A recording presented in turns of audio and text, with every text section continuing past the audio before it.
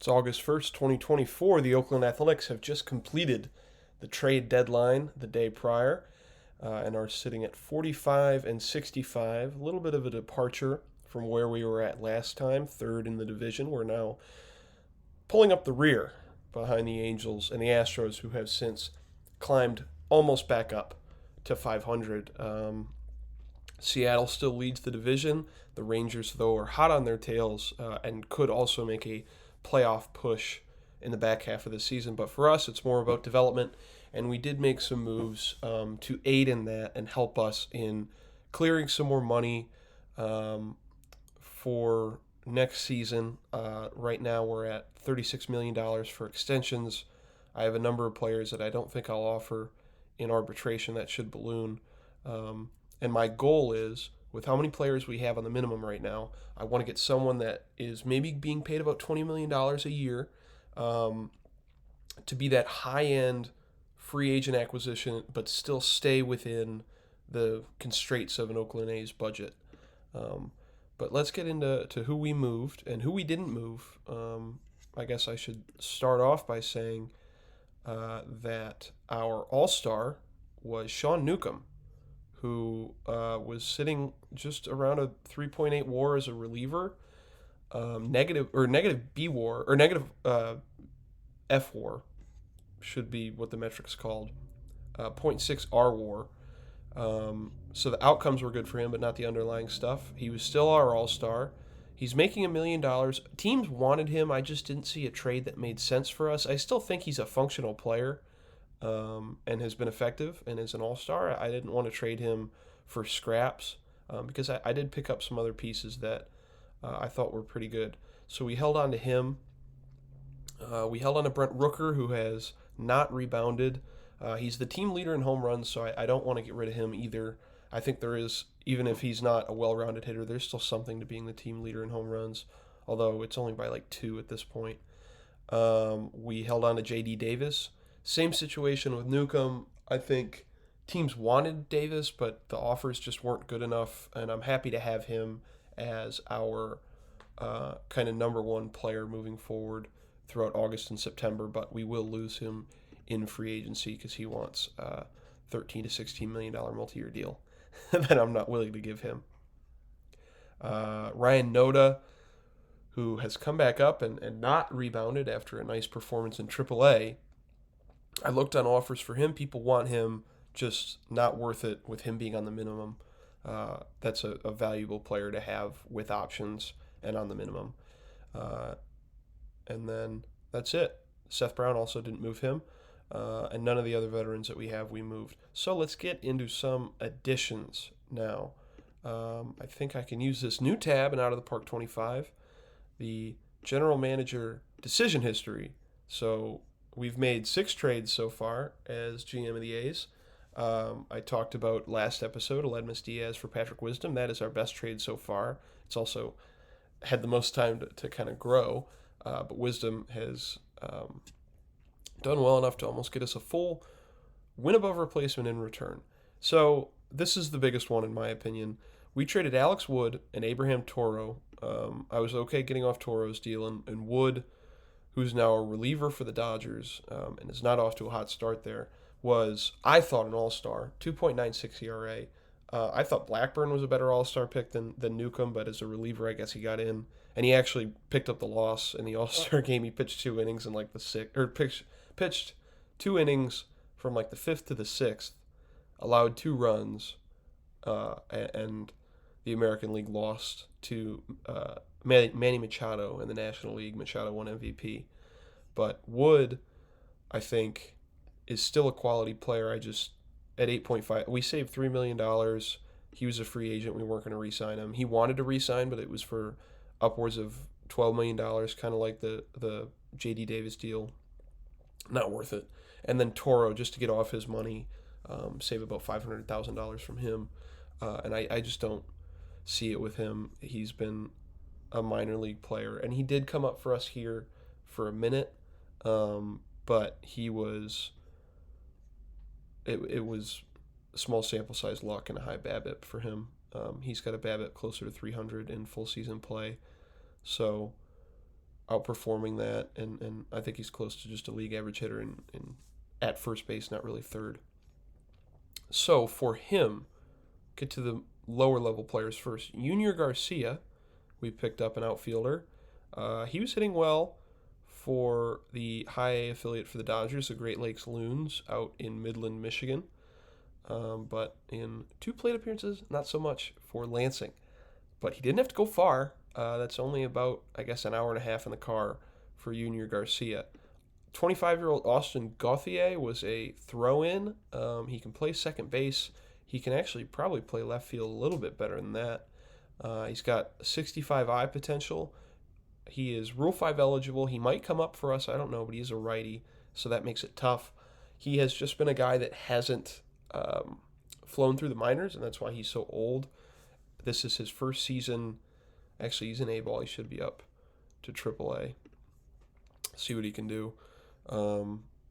But first season in AAA in Oklahoma City, didn't really play that well, but we're going to give him a shot there. And then the big move out of this trade was Miguel Vargas being added to the deal, who was having a good season in AAA, treading water in the bigs. He's up with us now. 60 contacts, 60 avoid Ks, potential, I should say, at first base, and then 50 gap power, 50 power, 50 eye.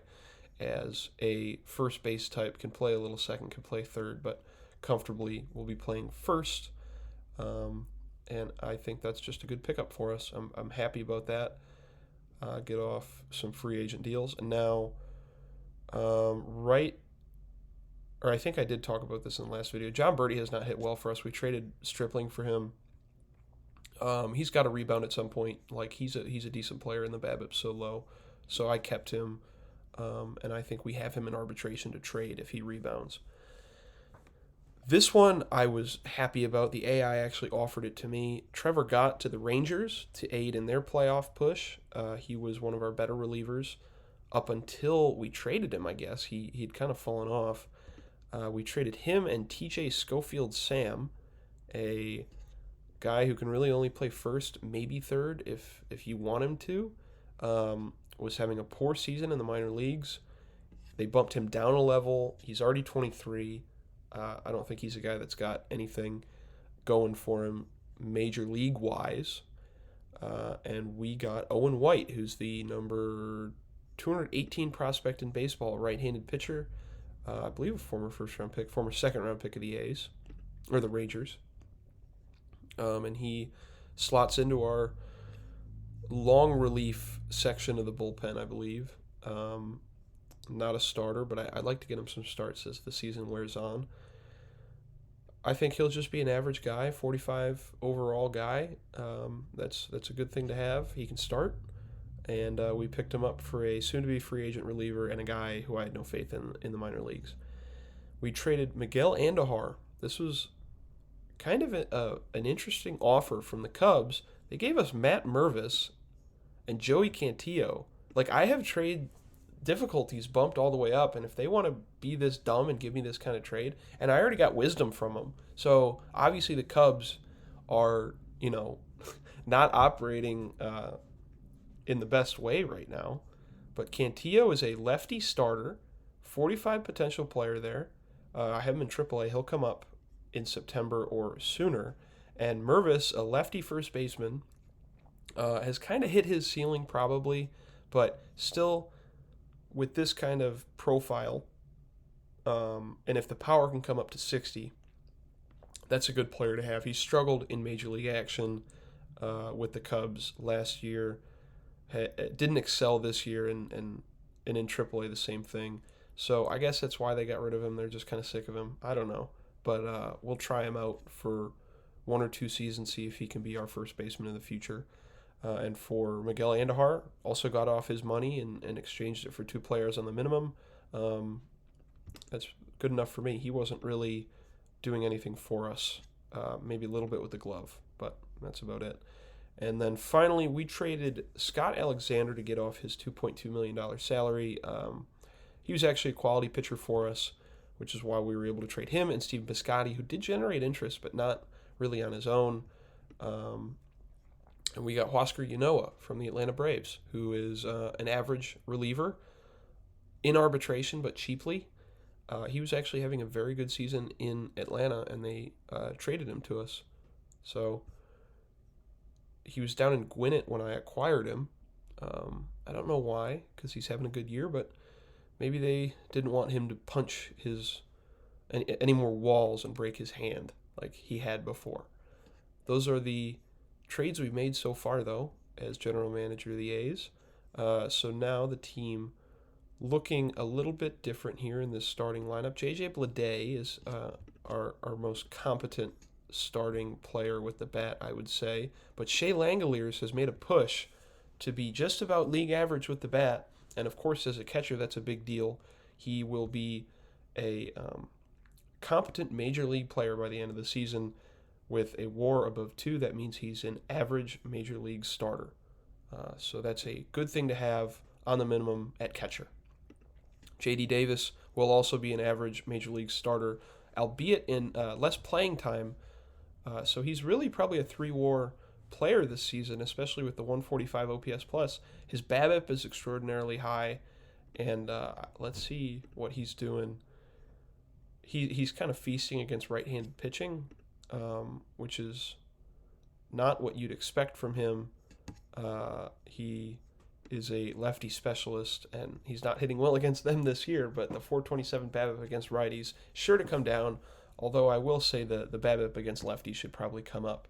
But definitely not a 145 OPS player, although he did do that in a short period of time in San Francisco, but similar BABIP results. I think he's closer to this full-time player we saw last year, just an average guy if you give him a full-time role, but an above-average guy if you platoon him.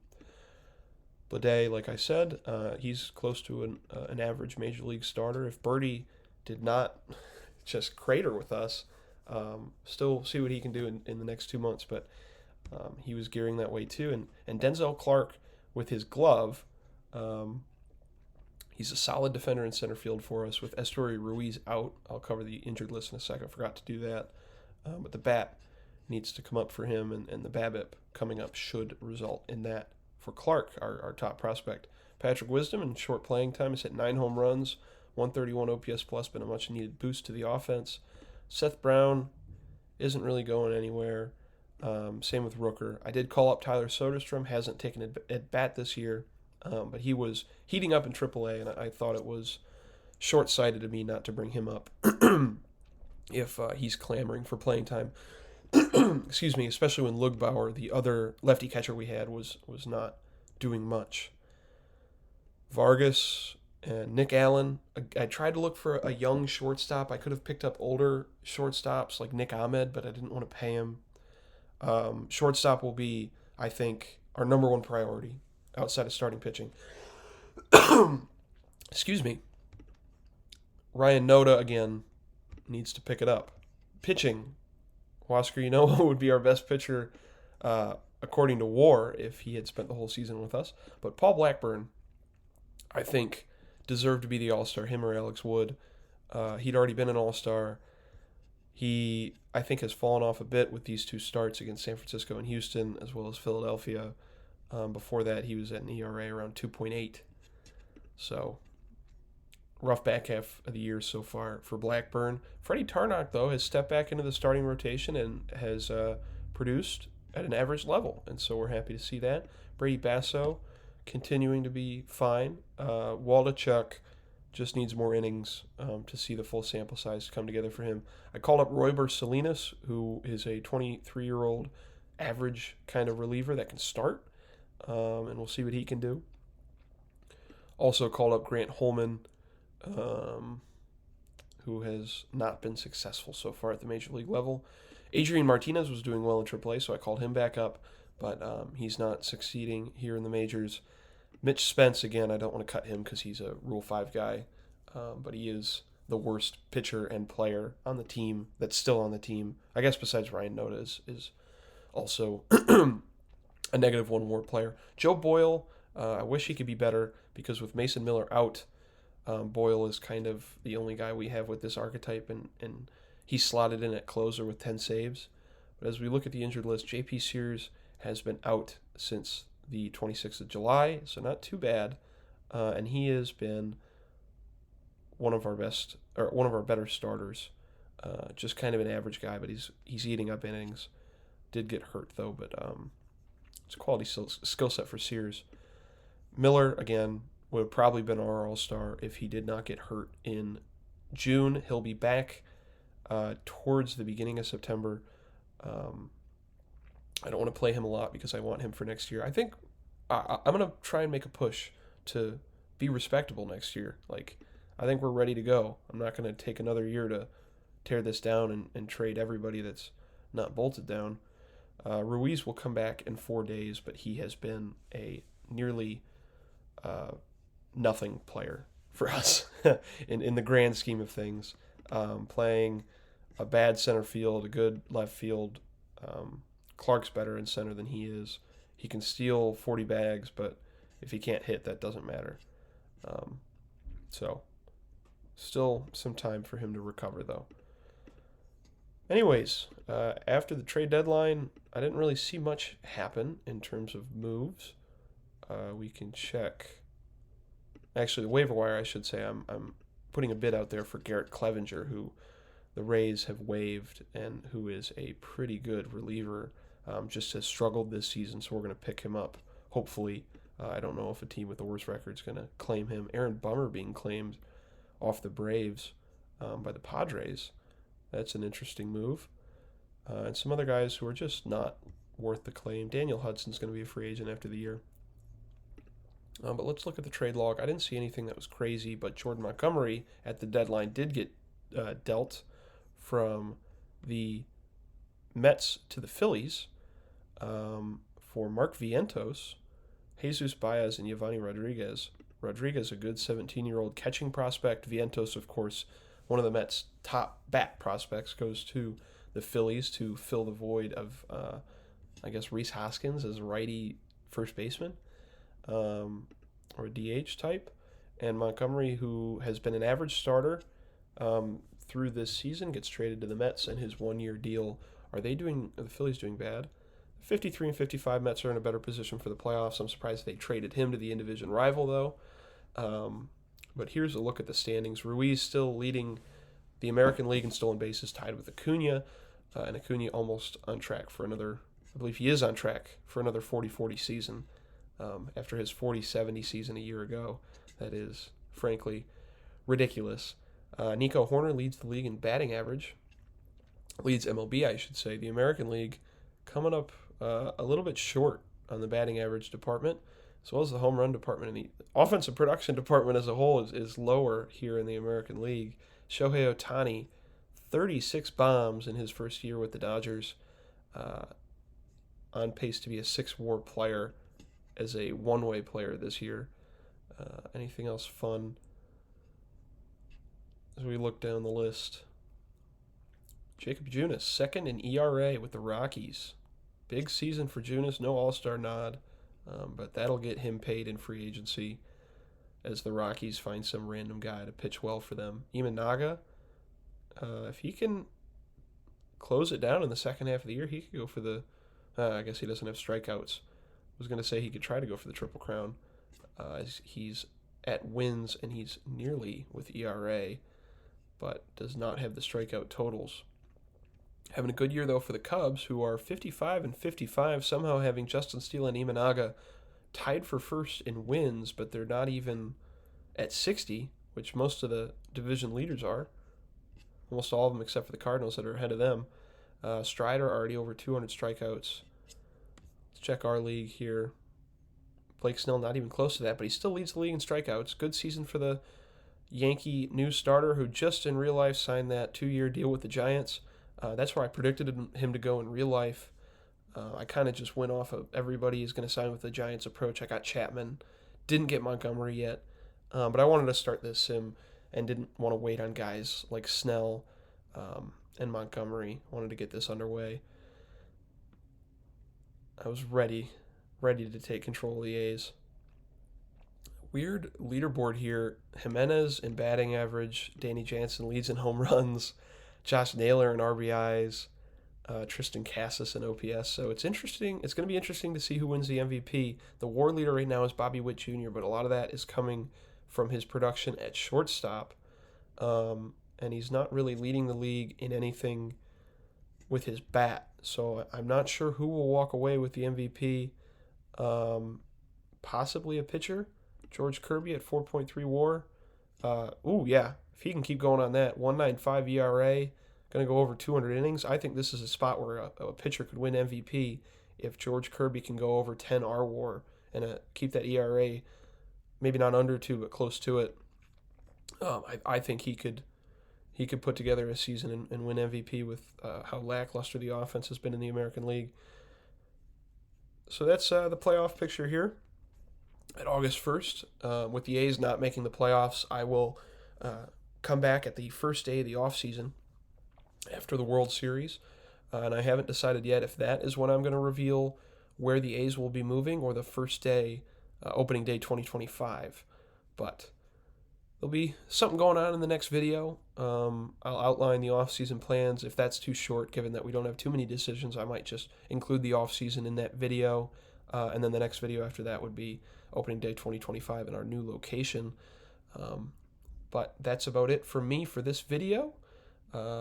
Catch you back at the end of the season when hopefully, we're already on track to beat last year's win total, but let's go for a little more development as we are gonna aim for the first sub 100 loss season for the A's since 2021. All right, see you guys later.